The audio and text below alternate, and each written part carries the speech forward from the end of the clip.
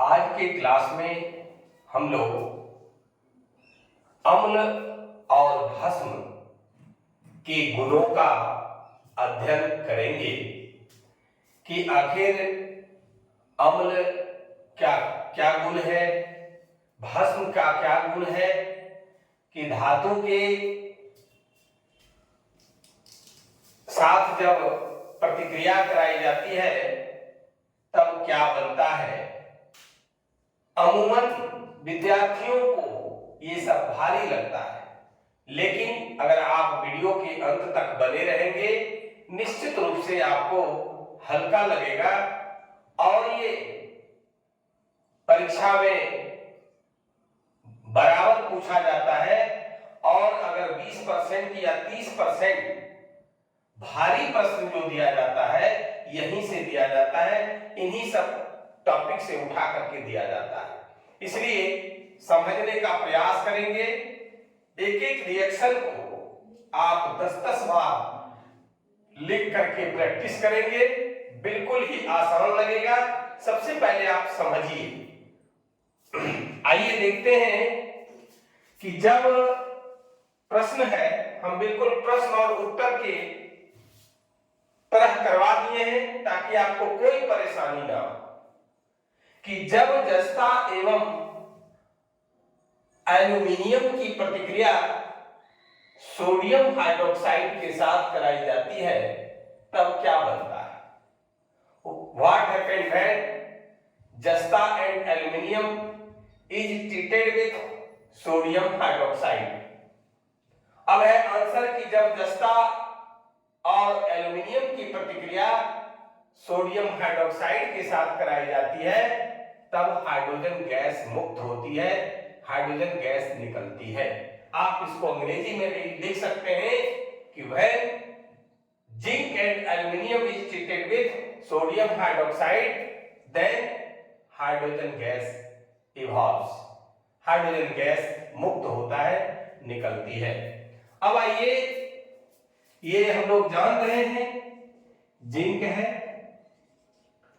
और जब जिंक की प्रतिक्रिया सोडियम हाइड्रोक्साइड से कराई जाती है, सोडियम हाइड्रोक्साइड के बारे में हम लोग जान चुके हैं कि यह क्या है, भस्म है।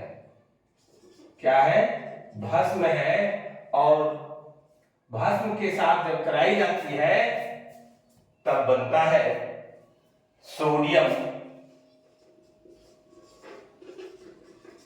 जिंकेट बनता है। क्या बनता है?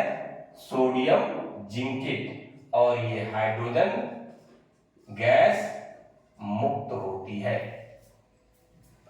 अब देखिए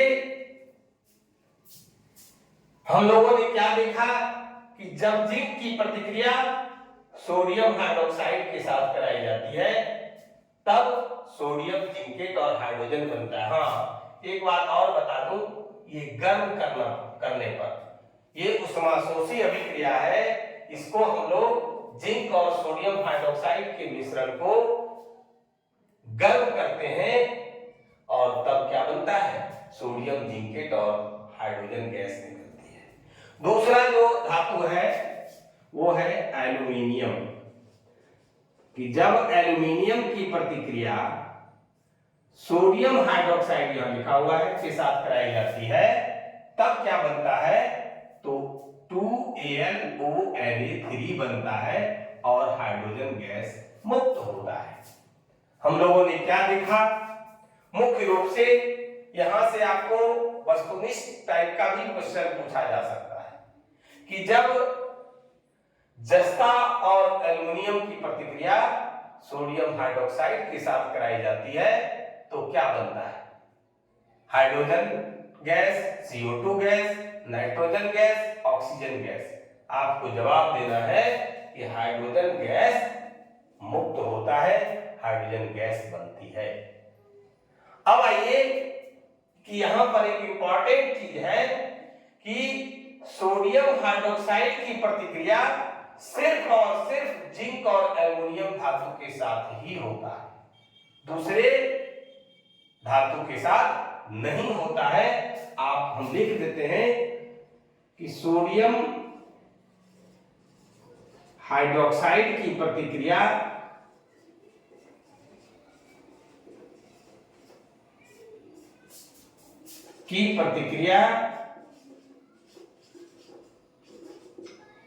सिर्फ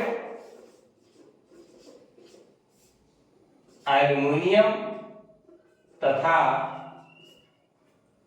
जिंक के साथ ही होती है।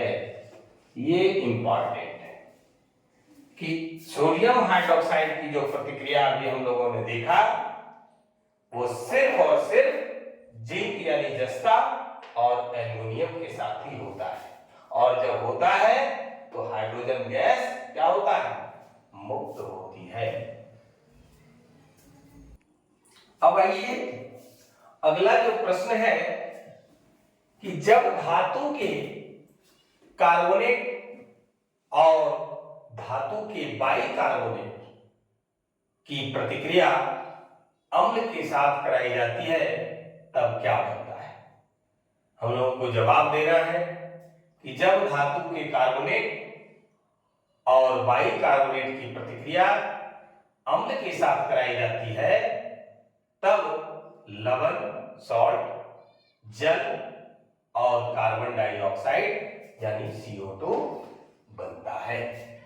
हमने स्पष्ट लिख दिया प्रश्न उत्तर के स्टाइल में, जो कि आपको तैयारी करने में किसी प्रकार का कोई दिक्कत नहीं होगा।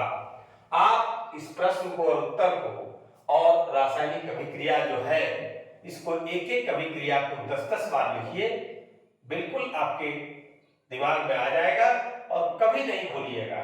बीच बीच में रिवीजन करते चल जाना है। परीक्षा की तैयारी अनवरत रखने जारी।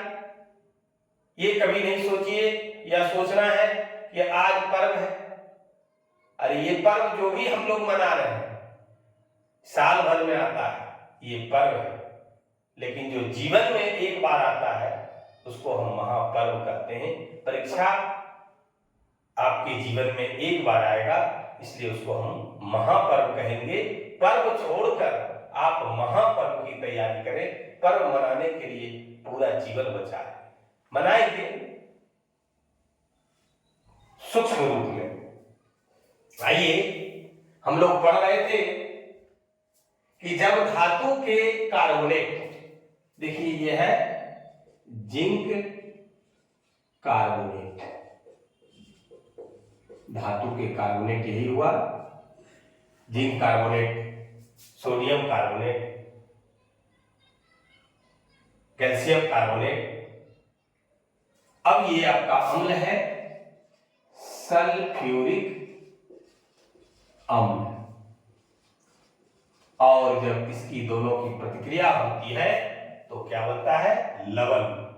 हमने क्या लिखा, लवण, जल और CO2।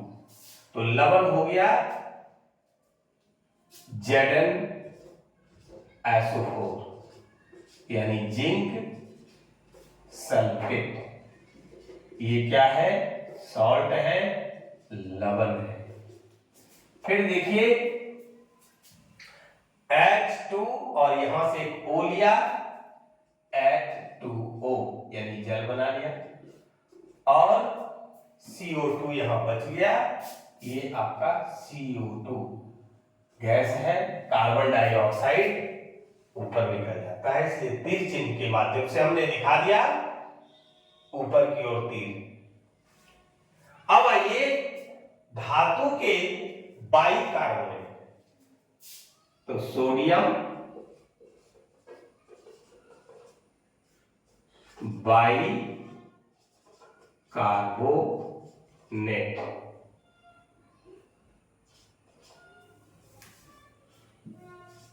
ये नाम है इसका हाइड्रोक्लोरिक अम्ल। ये अम्ल है, ये लिख ही देते हैं HCl, हाइड्रोक्लोरिक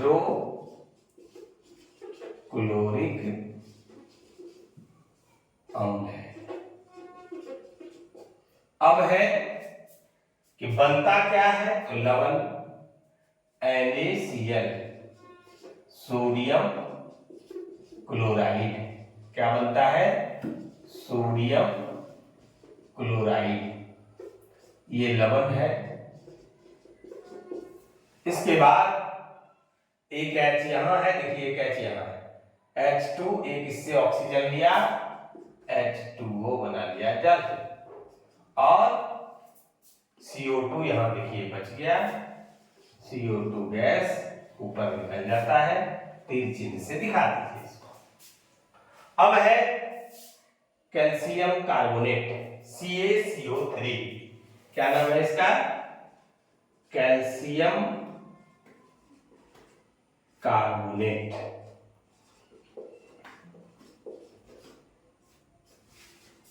ये हाइड्रोक्लोरिक अम्ल यहां लिखा हुआ है, बनता है CaCl2। क्या नाम है? Calcium chloride, calcium chloride. ये भी लवण है। H2O जल है, और CO2 कार्बन डाइऑक्साइड गैस निकलती है, मुक्त होती है। हम लोगों ने क्या पढ़ा इस रिएक्शन में, क्या सीखा? कि जब धातु के कार्बोनेट और बाई कार्बोनेट की प्रतिक्रिया अम्ल के साथ कराई जाती है, तब लवण, जल और कार्बन डाइऑक्साइड गैस बनता है। हम लोगों ने अभी सीखा कि जब कैल्शियम कार्बोनेट की प्रतिक्रिया हाइड्रोक्लोरिक अम्ल के साथ कराई जाती है, तब लवण, जल और CO2 बनता है। अब देखिए कि यहां पर हम लोग CO2 या कार्बोनेट की जांच किस प्रकार से करते हैं, थोड़ा सा और हम लोग डीप में पढ़ते हैं, डिटेल में पढ़ते हैं। यहां से भी प्रश्न आता है कि CO2 ये जो प्राप्त हुआ, मान लीजिए कोई टेस्ट ट्यूब में हम लोग क्या करते हैं कि CaCO3 डाल दिए, इसका एक टुकड़ा संगमरमर का डाल दिए, और डालने के बाद इस पर क्या करते हैं, कुछ बूंद जो है वो किसका, HCl का डाल दिए। इसके डालने से क्या होता है कि ये CO2 गैस ऊपर निकलता है, और इस CO2 का हम जांच करते हैं कि वो CO2 है या नहीं है, CO2 गैस ही निकलता है कि नहीं। ये लेबोरेटरी का चीज है, प्रयोगशाला का चीज है। हम लोग यहाँ थ्योरेटिकल पढ़ रहे हैं, सैद्धांतिक रूप से पढ़ रहे हैं कि ये CO2 निकला कि नहीं। अब इस CO2 को हम लोग क्या करते हैं, चूना जल के साथ मिला देते हैं। चूना जल कैल्शियम हाइड्रोक्साइड को कहते हैं, CaOH2 को कहते हैं। इसके साथ जब CO2 मिला दिए, कार्बन डाइऑक्साइड गैस मिला दिए, तब ये क्या करता है, बनाता क्या है, तो कैल्शियम कार्बोनेट। क्या बनता है, पुनः देखिए कैल्शियम कार्बोनेट बना दिया। इसके साथ साथ इसका रंग दूधिया हो जाता है, मिल्की व्हाइट हो जाता है, और उसका प्रेसिपिटेट के रूप में, अवक्षेप के रूप में, पीपीटी के रूप में हमें प्राप्त हो जाता है, और वह जल बनता है। अब है कि ये कैल्शियम कार्बोनेट जो दूधिया अवक्षेप मिला, उसमें और CO2 डाल दीजिए, CO2 ज्यादा मात्रा में डाल दीजिए। उस स्थिति में क्या होता है कि ये कैल्शियम कार्बोनेट और जल के मिश्रण में और CO2 जब डाल दिया जाता है, तो कैल्शियम बाई कार्बोनेट बनता है। कैसा बनता है, क्या बनता है, calcium by carbonate. Calcium by carbonate बनता है, और पुनः इसका रंग जो है वो रंगहीन हो जाता है, पारदर्शी हो जाता है। ये दूधिया अवक्षेप जो आया, मिल्की व्हाइट जो आया, वो उसका कलर फिर से चेंज हो जाता है। इस प्रकार से हम लोग अम्ल और भस्म के गुणों का अध्ययन कर रहे हैं कि किस प्रकार से अम्ल और भस्म की प्रतिक्रिया धातु के साथ कराने पर क्या होता है, धातु के कार्बोनेट के साथ कराने पर क्या बनता है, धातु के बाइकार्बोनेट के साथ बनाने पर क्या बनता है। अभी हम लोगों ने एक नया चीज देखा कि कार्बन डाइऑक्साइड गैस की जांच कैसे करते हैं। तो उसको हम लोगों ने चूना जल में मिला दिया, चूना जल में मिला दिया तो हमें दुधिया अवक्षेप मिल्की व्हाइट प्रेसिपिटेट मिल गया और CO2 ऐड कर दिए इसमें, तो फिर क्या होता है, कैल्शियम बाइकार्बोनेट बन जाता है।